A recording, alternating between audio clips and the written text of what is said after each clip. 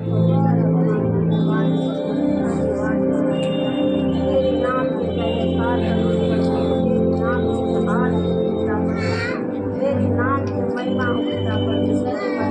परमेश्वर, इसका वचन आज मैं सुनूं। ये वचन मेरी जिंदगी को पूर्ण तरीके से बदल दे। प्रभु यीशु मसीह के नाम में मांगता हूँ। चर्च तालियों के साथ बोले आप।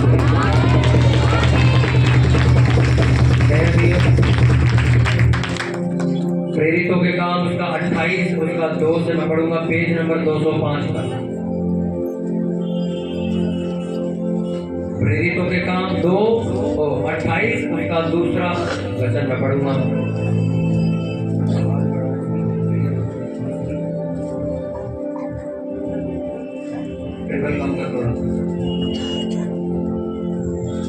प्रेरितों के काम 28 उसका 2।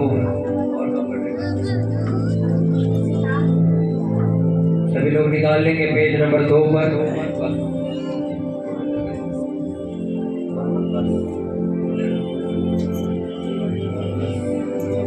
प्रेरितों के काम 28 उसका दूसरा वचन हम पढ़ेंगे।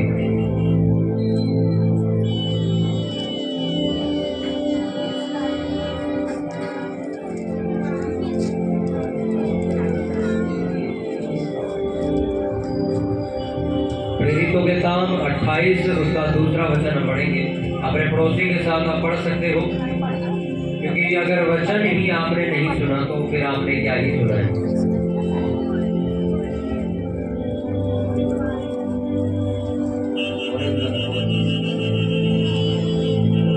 प्रेरितों के काम 28 उसका 2। ठीक है, भाषा मत चढ़िए, ईगो कम करते थोड़ी टेबल कम करते। प्रेरितों के काम 28 उसका दूसरा वचन पेज नंबर 205 पर हम पढ़ेंगे।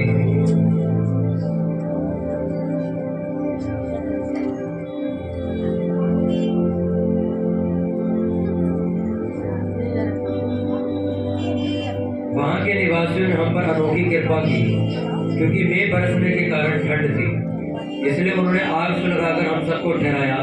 जब पौलुस ने लकड़ियों का गड्ढा बटोरकर आग पर रखा तो एक सांप आंच पाकर निकला और उसके हाथ से लिपट गया। जब उन निवासियों ने सांप को उसके हाथ से लटके हुए देखा तो आपस में कहा, सचमुच यह मनुष्य हत्यारा है कि यद्यपि समुद्र से बच गया तो भी न्याय ने जीवित रहने ना दिया। तब उसने सांप को आग में झटक दिया और उसे कुछ हानि न पहुंची, परंतु वे बाट जोते थे, यानी कि इंतजार कर रहे थे कि उसका हाथ सूज जाएगा और एकाएक गिर के मर जाएगा। परंतु जब वे बहुत देर तक देखते रहे और देखा कि उसका कुछ भी नहीं बिगड़ा तो अपना विचार बदल कर कहा, यह तो कोई देवता है। हालेलुया। बच्चों को थोड़ा सा दूर करोगे। जिस वचन को अभी आप पढ़ रहे हो, इस वचन में लिखा है कि जब पौलुस को एक शिप में बिठाया, जहाज में बिठाया। पौलुस एक प्रभु यीशु मसीह का सेवक था, प्रचारक था। पूरी दुनिया में यीशु मसीह का सुसमाचार प्रचार करने वाला व्यक्ति था। जगह जगह जाकर कलीसियाओं की स्थापना करता था। तो इसी सेवा की वजह से उसको एक सजा दी गई, उसको जेल हो गई। ओए लड़के, ओए पढ़ो यहाँ से। इतनी तो तमीज नहीं है, बच्चों के बीच बातें कर रहे हैं। आज भी जब आप इस वचन को दोबारा पढ़ते हो तो आपको एक चीज समझ आएगी कि पौलुस को जो जेल हुई थी वो पता किस वजह से हुई थी? क्योंकि वो यीशु मसीह का सुसमाचार बताता था, इसीलिए उसको जेल हो गई थी। और उसी जेल के सिलसिले में उसको एक जगह से दूसरी जगह ले जाया जाता था, जहाज पर बिठा के। तो बाइबल ऐसा बताती, जहाज पर किनारे लगाया, वहां पर ठंड बहुत ज्यादा थी, तो आग जलाने के लिए, मतलब हाथ सेकने के लिए वहां पर लकड़ियों का गड्ढे का इंतजाम किया गया। अभी लकड़ियां इकट्ठी करो। तो पौलुस भी इकट्ठी करने लग गया। तो जब पौलुस लकड़ियां इकट्ठी कर रहा था तो बाइबल ऐसा बताती, उसी लकड़ी में से एक सांप निकला और पूरा उसके हाथ में लिपट गया। लकड़ियां वो किसी शोरूम में इकट्ठी नहीं कर रहा था, जंगल में कर रहा था। और जो जंगल में सांप निकला वो जंगली सांप था। उसके काटने से छोड़ो, उसके सिर्फ एक मुंह टच करने से जहर फैल जाता। और लिखा उसके हाथ पे लिपट गया था पूरा। तो जितने उसके साथ आए थे वो कहते, सचमुच ये आदमी कोई गंदे काम करता है, ये बच गया, तो भी देखो सांप भेजा परमेश्वर ने इसको मारने के लिए। वो लोग इंतजार करने लगे कि थोड़ी देर के अंदर ये व्यक्ति जो है मर जाएगा, सांप इसको खा जाएगा, इसका हाथ सूज जाएगा। थोड़ी देर वो इंतजार करने लगे कि थोड़ी देर में हाथ सूजेगा, ये गिरेगा, बेहोश होगा, हाथ नीला पड़ जाएगा, मर जाएगा ये। हालेलुया। पर वो देखते रहे, पर वो मरा नहीं, उसका हाथ सूजा नहीं, नीला भी नहीं पड़ा, उसको कोई जहर फैला ही नहीं। फिर उन्होंने अपना लिखा, विचार बदलकर कहा ये तो कोई परमेश्वर का दूत है। ऐसा हुआ क्यों? एक सांप अगर आपको आज लड़ जाए, आप इंसान हो, आपको जहर फैलेगा ही फैलेगा। पौलुस को जहर क्यों नहीं फैला? उसका कारण क्या था? हालेलुया। पौलुस को जहर फैला क्यों नहीं? सिर्फ इतना आपने पढ़ लिया, अच्छा जब परमेश्वर का अनुग्रह था जी बच गया, देखो जहर नहीं बना। जहर फैला क्यों नहीं? इसका कारण क्या था आपको पता है? वो कोई शराब के ठेके पे नहीं गया था और वहां उसको सांप ने नहीं काटा था, वो परमेश्वर की सेवा कर रहा था, तब उसे सांप ने काटा था। हालेलुया। क्या कर रहा था वो जब सांप ने काटा उसको? वो सेवा कर रहा था। किसकी सेवा कर रहा था? अपने पड़ोसी को बोलो ध्यान से सुन, सुनने से विश्वास पैदा होता है। क्या कर रहा था पौलुस वहां पे? किसकी सेवा कर रहा था वो? बाइबल ऐसा बताती है जब वो परमेश्वर के लिए काम कर रहा था, उस काम को करते वक्त एक सांप उसके जब हाथ पे लिपट गया, उसको जहर नहीं करा। बाकी लोगों को सांप काटता है, थोड़ा सा भी हाथ में आ जाए तो बंदे तड़प तड़प के मर जाते हैं, इसके पूरे हाथ पे लिपट गया, मरा क्यों नहीं? अपने पड़ोसी को बोलो क्योंकि वो सेवा कर रहा। हालेलुया। आप पूरी बाइबल को शुरुआत से लेकर अंत तक पढ़िए, आपको एक चीज बहुत अच्छी और बड़े तरीके से, एक अलग तरीके से समझ आएगी। वो क्या? कि जितने लोग परमेश्वर की सेवा करते हैं, उन लोगों की जिंदगी में कुछ ऐसे काम हुए हैं जो कुदरत के खिलाफ है। आप पूरी बाइबल पढ़ो, बाइबल में लिखा मूसा परमेश्वर की अगुवाई में सेवा कर रहा था। क्या सेवा कर रहा था? इजराइलियों को मिस्र से निकाल के कनान देश लेके जा रहा था। किसकी सेवा कर रहा था वो? बोलो। वो परमेश्वर की सेवा कर रहा था। लिखा जब आगे गया तो समुद्र आ गया, वो कहता यार पीछे मेरे भाग रहे मारने के लिए, आगे मेरे समुद्र आ गया, जाऊंगा कहां मैं? बाइबल ऐसा बयान करती है कि उसने अपनी छड़ी उठाई और समुद्र दो भागों में बट गया, समुद्र बीच में से फाड़ दिया गया और रास्ता बन गया बीच में से, और उसी रास्ते से वो लोग पार हो गए। क्यों हुआ ये? क्योंकि मूसा क्या कर रहा था? सेवा कर रहा था। पूरी बाइबल में आप जगह जगह इस बात को पढ़ोगे कि जितने लोग सेवा कर रहे थे, परमेश्वर ने उनके लिए कुदरत को पलटा है। कुछ ऐसे काम किए हैं जो नॉर्मली होना इम्पॉसिबल है, असंभव है। ऐसा सुनने में कभी नहीं है कि एक आदमी ने जाके समुद्र के सामने खड़े होकर प्रार्थना करी और समुद्र बीच में से फट गया। ऐसा कभी नहीं हो सकता, पर हुआ है ये। हालेलुया।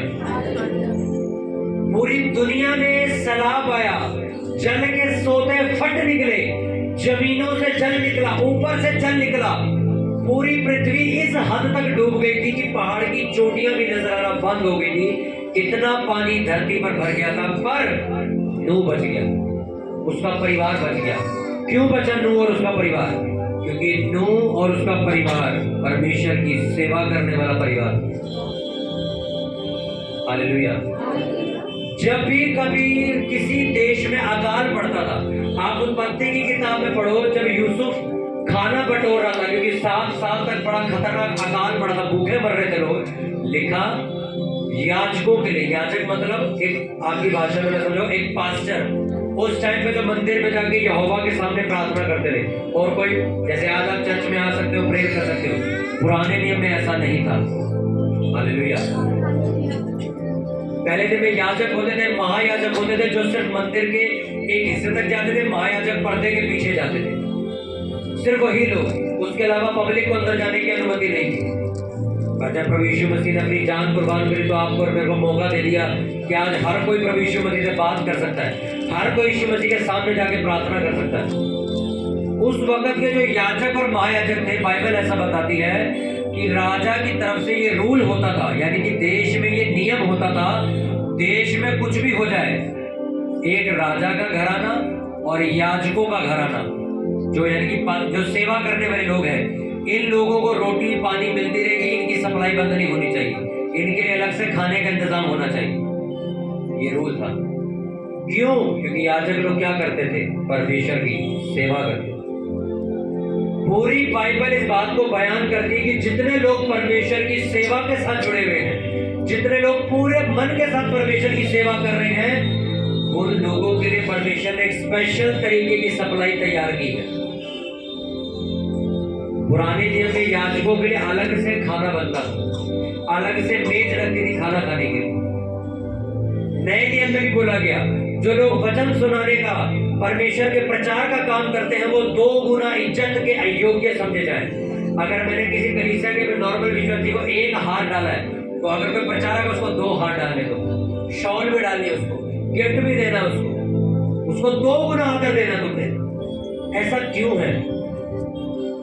आपको पता है परमेश्वर ने मूसा को क्या शब्द कहते कि जब इजरायली मिस्र में गुलामी कर रहे थे, पता क्या बोल के भेजा था कि जाकर बोल फिरौन को कि मेरे लोगों को छोड़ ताकि ये मेरी सेवा कर सके। मिस्र से यानी कि गुलामी से छुड़ाने का परमेश्वर का कारण क्या था? कि मेरे लोग गुलामी से निकले और मेरी क्या करें? सेवा करें। हालेलुया। कितनों को बात समझ आ रही है? बाइबल ऐसा बताती है पौलुस सेवा करते करते सांप उसके हाथ में लिपट गया और सांप ने कुछ किया नहीं, क्योंकि पौलुस सेवा कर रहा है। आज भी ऐसे विश्वासी, आज भी ऐसे पास्टर आपको देखने को मिल सकते हैं जो आपने उनको कभी दवाई खाते नहीं देखा हो, कभी तुम्हें हॉस्पिटल नहीं मिलेंगे वो लोग। उसकी वजह पता है क्या? वो सेवा करने वाला परिवार। एक उम्र के बाद आपको इलाज की जरूरत पड़ती है, आपको डॉक्टर को दिखाना पड़ता है। वो उम्र पता है क्या है? 50 साल के बाद, 60 साल की उम्र के बाद। सोचो आपका बच्चा भी 15 साल का और दवाइयां खा रहा है। ये एक श्राप है, एक दुष्ट आत्मा जो तुम्हारा घर खराब कर रही है। एक व्यक्ति समझ आता है 60 साल का एक बुजुर्ग आदमी है, इसको डॉक्टर से सलाह लेनी कि क्या खाना है, कैसे कितना खाना है, कैसे अपना ध्यान रखना, उसका समझ आता है। क्योंकि बाइबल में लिखा वैध बीमारों के लिए, बीमारों को डॉक्टर की जरूरत है एक उम्र के बाद। आपकी उम्र इतनी बढ़ती जा रही, धीरे धीरे आपकी आंखें कमजोर होगी, आपको चश्मा लगना लाजमी सी बात है। आपका 10 साल का बच्चा अगर चश्मा लगा के बैठा है, ये एक बीमारी है, ये गलत आ गई है। अभी पैदा हुआ इसकी आंखें कमजोर हो गई। क्यों है ऐसा? मैं आपको वजह बताता हूं। जब बाइबल में नया नियम जब आप पढ़ते हो तो बाइबल में क्या लिखा है? जो मेरी सेवा करेगा मैं उसकी इज्जत करूंगा। कौन इज्जत करेगा? परमेश्वर। जब एक इंसान किसी की इज्जत करता तो कैसे करेगा? हाथ डाल देगा, शॉल डाल देगा, गिफ्ट दे देगा, सगन दे देगा, 501 रुपया दे देगा, थोड़ा तालियां बजा देगा, बस खत्म। जब एक प्रधानमंत्री देश का किसी की इज्जत करता तो वो कैसे बुलाता है? कहता राष्ट्रपति भवन को बुलाओ, मीडिया बुलाओ, लाइव दिखाओ, इसकी इज्जत कर रहे हैं हम। पूरी दुनिया में इज्जत होती है जब प्रधानमंत्री इज्जत करता है। तो सोचो वो परमेश्वर जो प्रधानमंत्री से भी ऊपर है, अगर जब वो इज्जत करेगा तो कैसी इज्जत करेगा? लिखा मैं तुम्हारी इज्जत करूंगा जब तुम मेरी क्या करोगे? सेवा करोगे। अब लोगों को सेवा ऐसा लगता है सिर्फ प्रचार करना, ये माइक लेके बोलना, यही सेवा है। एक पैम्पलेट ले जाके बांटना सेवा है। एक लंगर बनाते वक्त हाथ बंटवाना एक सेवा है। झाड़ू मारना एक सेवा है। एक पोछा लगाना एक सेवा है। बर्तन धोना एक सेवा है। देश के लिए प्रार्थनाएं करना एक सेवा है। अपने पैसे खर्च के लोगों को चर्च तक लेके आना एक सेवा है। चर्च का वॉशरूम तक साफ करना एक सेवा है। जब आप और आपका परिवार सेवा में नहीं होते हो, एक वो जो स्पेशल तरीके की सप्लाई है वो बंद हो जाती है, फिर आप आम आदमियों की तरह धक्के खाने लग जाते हैं। आपको मैं एक सच बात बता रहा हूं, एक वो विश्वासी, एक वो पास्टर जो अपना 100% लगा के सेवा कर रहा है, आप कभी, बाइबल में लिखा नीति वचन कहती है, धर्मी को कभी भूखा मरते नहीं देखा। लिखा, ये लिखी बात।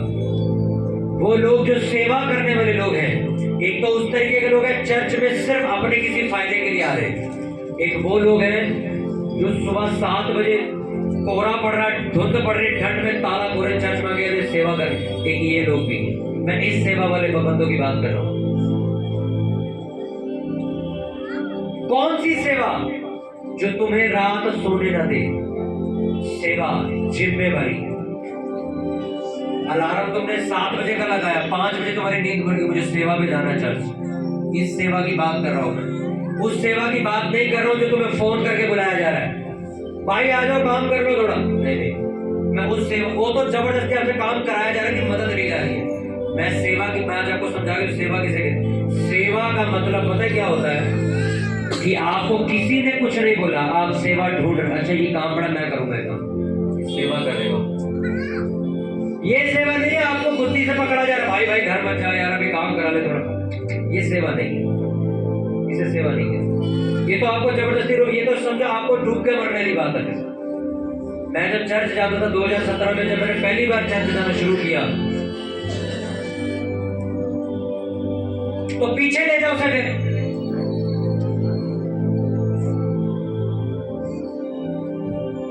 अपने पड़ोसी को बोलो ध्यान से सुन, सुनने से विश्वास पैदा होता है।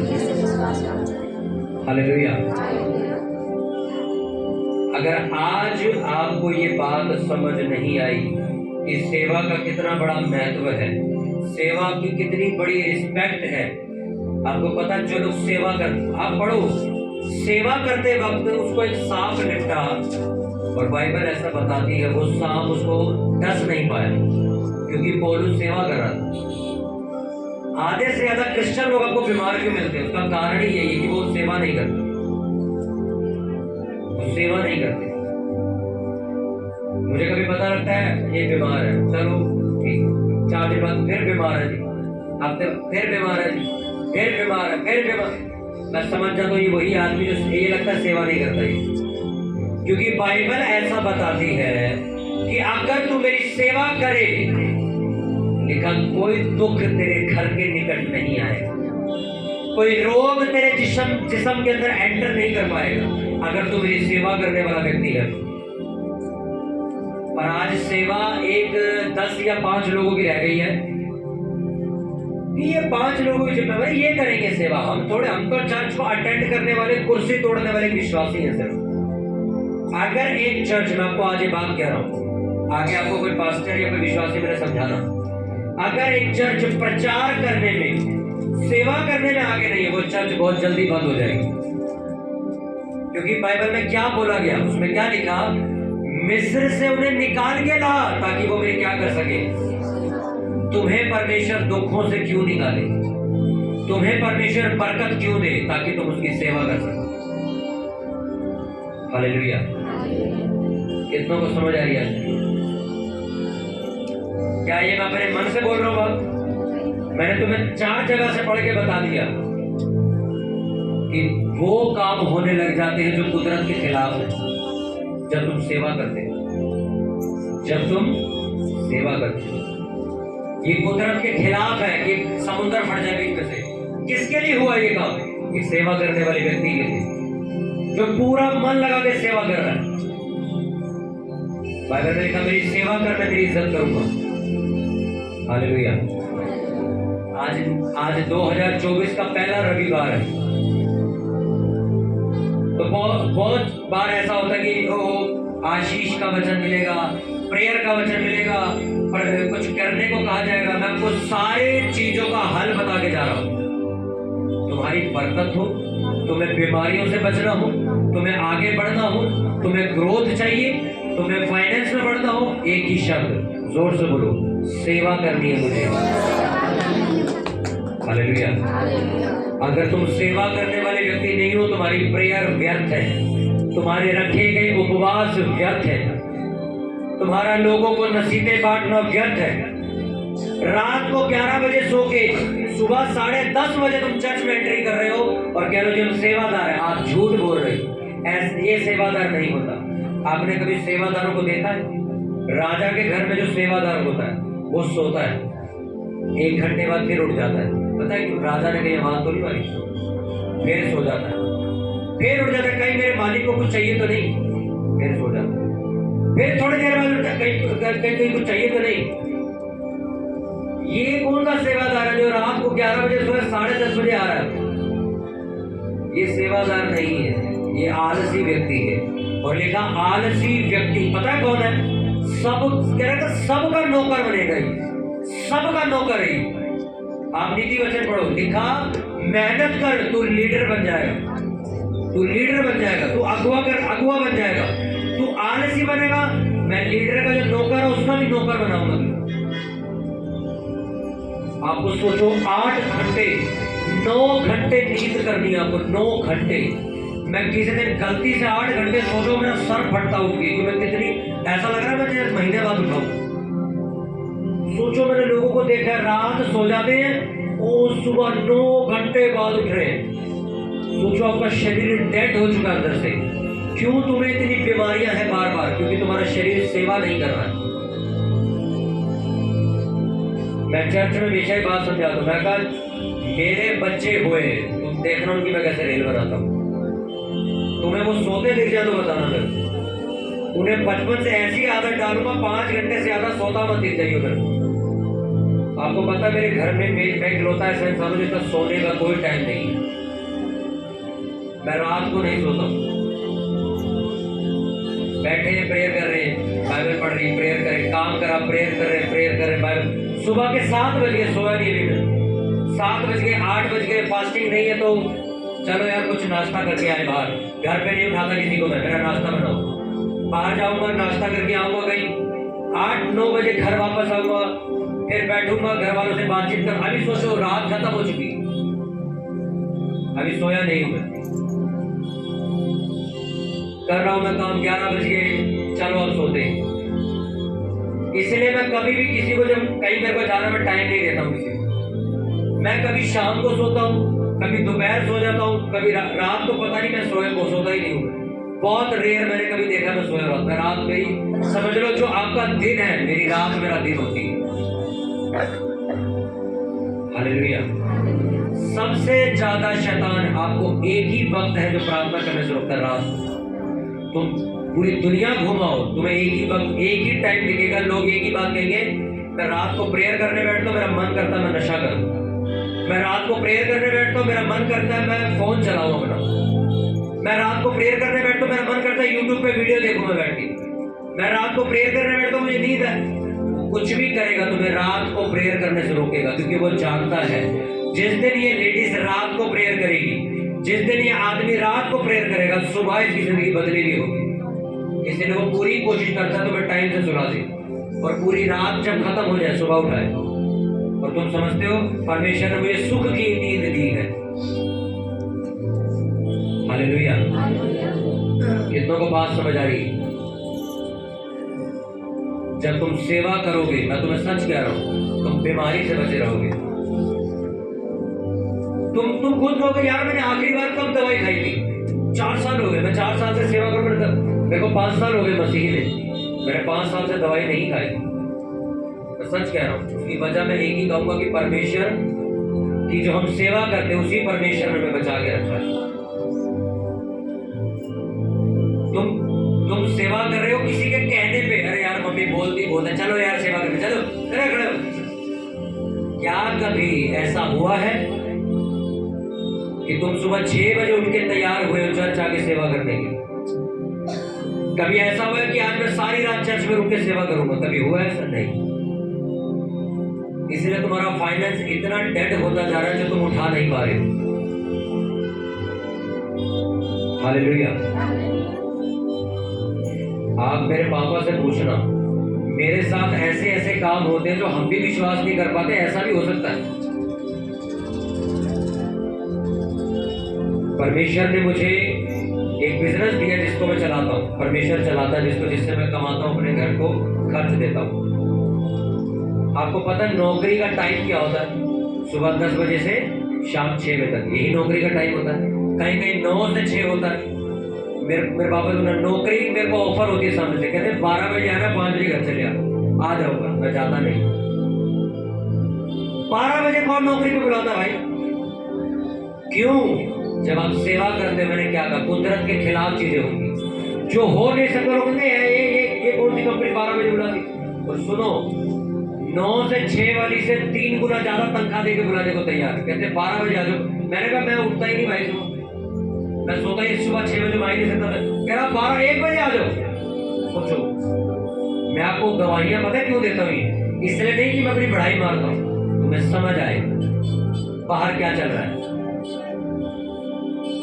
अगर मुझे अपनी बढ़ाई मारनी, बहुत सारी चीजें मैं सरमन में सिर्फ वही बोलता रहूं। जब तुम सेवा करोगे ऐसी चीजें होने लग जाएंगी जो तुमने भी दिशा, यार ये कैसे हो सकता है? मैंने आपको बुधवार को एक गवाही दी थी अपनी मम्मी की, कि नहीं दी थी? उस गवाही में क्या सर, यही तो समझा रहा था मैं तुम्हें। जब तुम सेवा करते, क्या करके आया था मैं तुम्हें कहीं से चिंता नहीं, घूमता हुआ दिख रहा था यहाँ पे। मेरे भी गए हॉस्पिटल जा रहे थे, तबियत खराब हो गई, मीटिंग के बीच में फोन है जी, बिल्कुल तबियत ठीक है, मस्ती खेलते वापस आ रहे। जब तुम सेवा करोगे, तुम्हारे परिवार को कैसे रखना है ये परमेश्वर की जिम्मेवारी। एक लेडीज आई चर्च में, और मेरे बच्चे को वो हॉस्पिटल ले जा रहा है, मैं चर्च छोड़ के जा रही हूँ। मैंने कहा उसको बचा कौन सकता है ये बताओ? परमेश्वर। तो अपनी सेवा करो ना बैठ के, उसको जाने दो हॉस्पिटल, उसको परमेश्वर अपने बचाएगा। नहीं हमें हम चाहिए। जब तुम सेवा कर रहे हो तो तुम्हें इस बात को ध्यान में रखकर चलना है, तुम्हारा बोझ आप उसके पास जा चुके हो, क्योंकि तुम तो सेवा का बोझ उठा चुके हो। अब तुम्हारे घर में कुछ भी होता है, तुम्हारी कमाई में कुछ भी होता है, तुम्हारे रोजगार में कुछ भी होता है, उसकी जिम्मेवारी किसकी है? परमेश्वर की। पौलुस को जहर क्यों नहीं चढ़ा? क्योंकि वो क्या कर रहा था? जोर से बोलो, क्या कर रहा था? वो सेवा कर रहा था। आप अपने बच्चों को जो घर छोड़ाते हो, थर्ड टाइम मैं अपने बच्चों को घर छोड़ा, बड़ा महान काम किया। नहीं यार, ठंड है ना तो इसलिए हम ही आए ना, बच्चे नहीं लेके आए। आप अपने बच्चों की बर्बादी का पहला कारण आपको मालूम? मैं क्रिश्चियन आदमी की वीडियो सुन रहा था, वो बॉडी बिल्डर है, फॉरेन कंट्री में है, क्रिश्चियन पर। उसने अपनी वीडियो में, इंटरव्यू में एक बात बोली, बहुत फेमस आदमी है। उसने इंटरव्यू में एक बात बोली, कहते मेरे घर के पास पहाड़ी मतलब एरिया, जहां पर जाके वो सुबह दौड़ करता है, सुबह रनिंग करने जाते हैं लोग, दौड़ जॉगिंग करने जाते हैं। तो उसने क्या बोला इंटरव्यू में, कहता जब नॉर्मल दिन होता है तो मैं 25 किलोमीटर रोज भागता हूँ, भाग के जाता हूँ, भाग के वापस आता हूँ। बहुत बड़ा बॉडी बिल्डर है, फेमस है, बहुत अवार्ड जीते उसने। 25 किलोमीटर रोज दौड़ लगाता हूँ मैं। कहता जिस दिन बर्फ गिरती है उस दिन 50 किलोमीटर भागता हूँ। और इंटरव्यू में कहता ये मतलब समझा नहीं, वैसे आप 25 किलोमीटर भाग? कहता हाँ। जिस दिन बर्फ गिरेगी पहाड़ पे उस दिन 50 किलोमीटर भागूंगा। कहता हाँ, क्योंकि जिस एरिया में मैं रहता हूँ बर्फ गिरती है ठंड में। कहता ये मैं इसलिए करता हूँ, उसकी वजह बता दो, ध्यान से सुनना। कहता क्योंकि जिस दिन ठंड बढ़ती है, बर्फ गिरती है, मेरा शरीर मुझे कहता आज एक्सरसाइज मत करने जा, घर में बैठ, ठंड बहुत दबा। उस दिन मैं अपने शरीर को बात बोलता आज 2 गुना करूंगा। कहता मैं अपने शरीर की इच्छा को थोड़ी देर के लिए बंद नहीं करता हूँ, परमानेंट खत्म कर देता हूँ। ये दोबारा ना बोले मेरे आगे।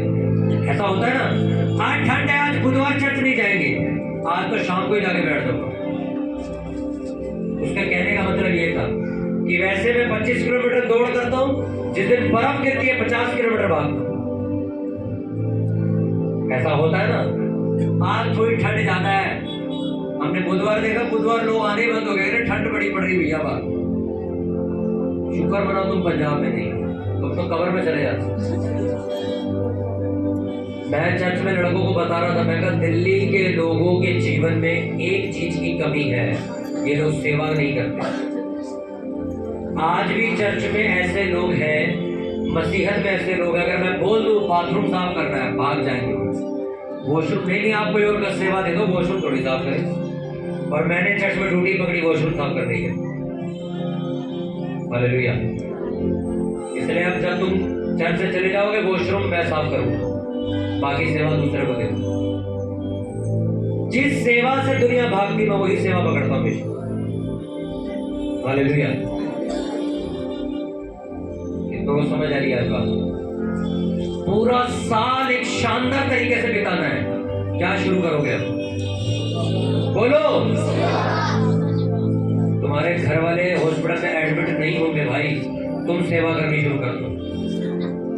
तुम्हारे घर में जो दवाइयों के डब्बे पड़े हैं ना, कूड़े में फेंक दोगे तुम अगर सेवा करने लग जाओ तो। मैं जिस दिन परमेश्वर ने मुझे अपने पास सेवा के लिए बुलाया 2017 में 18 अगस्त को पहली बार जब मैं चर्च गया, उसके अगले संडे से ही वहां के पास्टर ने मुझे एक सेवा दे दी थी। दरी बिछाने को चप्पल जब लोग उतारे तो सेट करके रखनी, ये मेरा काम होता था चर्च में। और मैं 7 बजे चर्च होती थी, शाम को 4 बजे मैं चर्च पहुंच जाता था, दरी बिछाता था, तो ऐसे पुलपिट वगैरह कपड़ा मार के साफ करता था, और चप्पले जैसे जैसे लोग आते थे मैं चप्पलें सेटिंग करके रखता था। ये मेरी सेवा होती थी। उसके बाद उन्होंने सुना कि मैं गाता अच्छा हूँ, उन्होंने मेरे को कहा कि तुम कोंगो ये वहां पर करके थे, ये बजाया करो तुम। तो मैं यूट्यूब पे देख देख कर इसको बजाना सीखता था, और फिर मेरे को उन्होंने गाने का मौका दिया। फिर 1 साल बाद उन्होंने मेरे को, जैसे चर्च में सुबह देखते हो ना पूरी स्टार्टिंग की प्रेयर करवाता है, वो काम मेरे को मिल गया। पहले आके मैं प्रेयर कराता था, फिर पास्टर जी आके प्रेयर करते थे। ऐसे करते करते करते करते यहाँ तक पहुंचे हम। आज अब इस चर्च में कोई भी सेवा मुझे तो मैं बहुत बढ़िया करके दूंगा, क्यों? मैं यही करके आया हूँ। मैं साउंड लगाने का काम करता था चर्च में। साउंड कैसे ठीक होगा मेरे को आता है। कोई लाइट अगर टूट जाए उसको ठीक कैसे करना, वो मेरा काम होता था। मैं सेवा करता था चर्च में। आजकल के लड़कों को आप मिलो, उनकी नींद ही नहीं खुल रही है 10 बजे तो। रात को बुला लो, रात को रुके, रात को तो मम्मी मारी। और जैसे ही कोई लड़का मेरे को कोई लड़का में नजर उसने मना करने के तो रात को नहीं, उसमें ठंड होता है। मैंने कहा ये बंदा मेरे लायक नहीं, इसको हटा के सेवा को बुला। चौमिन मोमोसों पे लड़कों की जिंदगी चल रही है। अब यूथ लड़के लड़कियों के पास जाओ, हमारे घर भी बाहर का खाना आता, कई बार हम पार्टी करने आते हैं भी खा के आते। मैं उनकी बात करूं जो हाथी की तरह रोज खाते बाहर जाके, रोज भैया लगाइए 100 रुपए के मोमोज एवरीडे, चलो चौमिन खाने चल। तो फिर लाजमी सी बात है, आजकल के लड़के लड़कियां थक क्यों जाते हैं? जान ही नहीं, सेवा ही नहीं कर पा रहे। आलस क्यों है? नींद क्यों आ रही है? शरीर में ताकत नहीं है, सोते ही रहोगे फिर और क्या करोगे? इस वक्त दिल्ली को ऐसे लोगों की जरूरत है जो डेडिकेटेड सेवा करें। हालेलुया। रात को तुमने ठंड देखी 2 दिन पहले जब रेड अलर्ट था दिल्ली में, ये पत्थर हो गए थे आप। तो मैं यूथ मिनिस्ट्री की वीडियो शूट हो रही थी, अब मैं यही वीडियो बनाने आया था। रात को 2 बजे, 2:30 बजे, 3, 3:30, सुबह 4 बजे तक चर्च में लड़के काम कर रहे थे। मैंने मजबूरन आग जलाई कि भाई ऐसे तो काम चल नहीं पाएगा, बर्दाश्त ही नहीं हो रही, तो आग जलाओ।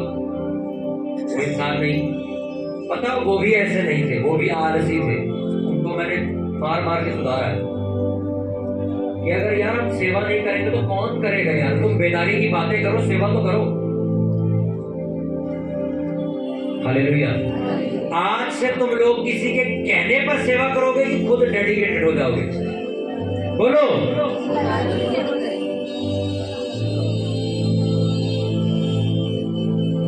शॉल ओढ़ ली है, हाथ गर्म कर लिए, ऐसी बताओ आंटी को सेवा? ऐसे तो एक ही सेवा था, एक ही सेवा, वो भी हम खिलाएंगे तेरे। ठंड लगी, मैं लेडीजों को देता हूँ, ठंड लगी। मैं कहा यार मेरे कुछ जो लोग हमें यूट्यूब पे सुनते हैं, पता कहाँ से सुनते हैं? हिमाचल प्रदेश शिमला के टॉप पहाड़ से, जहां पर सुबह वो दरवाजा खोलते हैं, दरवाजे के सामने बर्फ होती है, तो वो बाहर नहीं जा सकते, उन्हें लाते मार के बर्फ तोड़नी पड़ती है। वो लोग चर्च जाके सेवा करते हैं। उससे ज्यादा ठंड है क्या यहाँ? ठंड लग रही है तो यार, इतनी भी ठंड नहीं पड़ रही यार, नहाया करो रोज, नहीं लगेगी ठंड। मेरे अपने घर में भी आप मेरे को देखोगे प्रेयर करते हैं। मैं कभी रात को प्रेयर कर रहा हूँ, 2:30 बजे करीब मेरे को 3 बजे नींद आ रही, मैं जुराबा उतार देता हूँ, ठंडे फर्श पे प्रेयर करता हूँ। क्यों? वो ठंड लगती रहेगी, मेरी आंख खुली रहेगी, तो भी उतार देता हूँ। जितना मैंने अपने को गर्म कर रखा ठंडा कर देता हूँ, कि मेरे को ये नींद आ रही है, बार बार दस्ताने उतार देता हूँ। आप पूरा पैक होके बैठ जाते हो, रजाई में बैठ के कह रहे हो यार प्रेयर कैसे कर, नींद आई तो नींद ही आएगी। अब उतार के फेंको रजाई, कंबल हटाओ, चले बाइबल निकाल पड़े। वर्शिप नहीं कर रहे लोग, ताली नहीं बजा रहे, तो फिर ठंडी लगेगी। आप वर्शिप करो, हमें पसीना आ रहा हो तो सोचो आप यही जोर से वर्शिप करो, नाच के झूम के वर्शिप कर रहे हो, आपको गर्मी लगने लगेगी। प्रेयर कर रहे हो अन्य भाषाओं में, चीख चीख के प्रेयर कर रहे हो, नहीं लगेगी।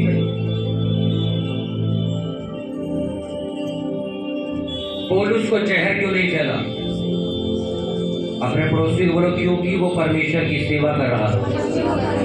अपने पड़ोसी को बोलो आज के बाद तेरे जीवन में कोई दुख बीमारी नहीं आएगी अगर तू आज से सेवा करने का फैसला कर लेगा। तैयार हो सेवा करने की? तुम सेवा कर रहे हो, उसने कहा मैं तुम्हारी इज्जत करूंगा। इज्जत कैसे होती है? सोचो एक आदमी के ऊपर कर्जा बहुत सारा है, उसकी बेइज्जती हो रही है, कर्जा है हमारा कर्जा दे। अब परमेश्वर कर मैं तेरी इज्जत करूंगा, वो तुम्हें तेरी कमाई देगा कि तुम उसका कर्जा उतारोगे, फिर वही आदमी तुम्हें इज्जत से बात करेगा, आगे ना इज्जत घूम के। इस इज्जत की बात हो रही है। सोचो तुम्हारे घर में लोग सारे बीमार रहते, पड़ोसी कह रहे बीमारों का घर है ये, हर दूसरे दिन बीमार रहते, बेइज्जती हो रही है ना इस टाइम तुम्हारी बीमारियां खत्म करके तुम्हारी इज्जत बनाएगा। जब तुम क्या करोगे? अब तुम सेवा में कुछ भी ढूंढ सकते। अपने हाथों को उठाओ, अपनी आंखों को बंद करके प्रार्थना करो, प्रभु मुझे सेवा करने वाला व्यक्ति बन। ऊंची आवाज में मुझे सेवा करने वाला मन दे, मुझे आलस से बाहर कर परमेश्वर, मुझे समर्पण करके सेवा करने वाला व्यक्ति बना। खुदावंद मैं आलस से भर के ना करूं सेवा, मेरे हृदय को खोल, मेरी बुद्धि को खोल, मुझे सेवा के लिए इस्तेमाल कर।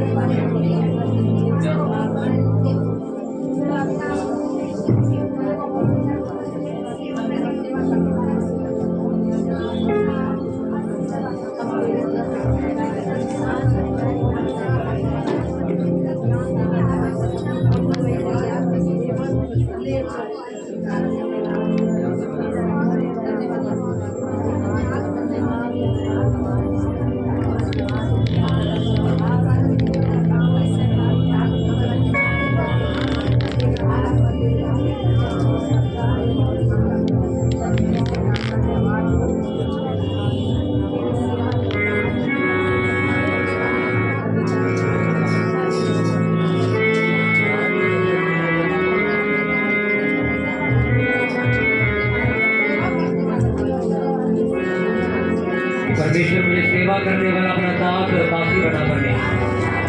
इस नए साल में प्रभु मैं अपने आप को रीडेडिकेट करता हूँ, अपने आप को समर्पित करता हूँ परमेश्वर। खुदावंद मैं तेरी सेवा करने के लिए तैयार हूँ, मैं तेरी सेवा में डेडिकेटेड होने के लिए तैयार हूँ।